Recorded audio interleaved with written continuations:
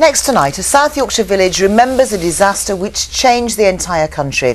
170 years ago, 26 children drowned in a flash flood at Huskar Pit near Silkstone. It led to a change in the law stopping women and children from working in mines. Now relatives of the dead are among the cast of a new play, Profit and Loss.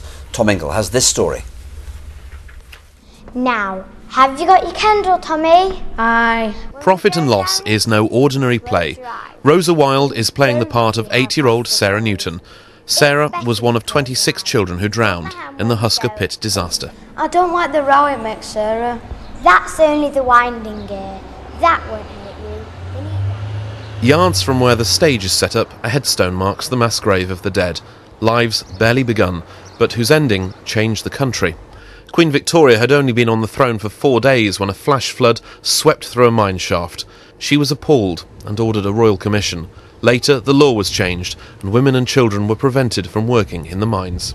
Just the fact that what happened here did change the law, and so there is a sort of pride in it. You can't be proud about a disaster, but a sort of ownership of it. This is what happened here, and it happened on our patch. And so I think people do care about that quite rightly and want it to be continued to be remembered.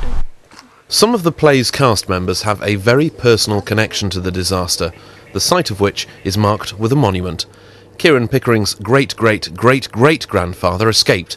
His great-great-great-aunt wasn't so fortunate. Tragic that they died, obviously, but it's like proud that you're representing children who died. They didn't really care that the children went down. Nobody cared.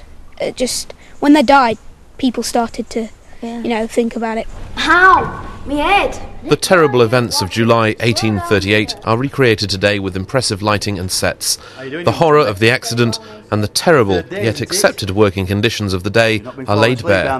In Silkstone, 170 years ago, was where the change began.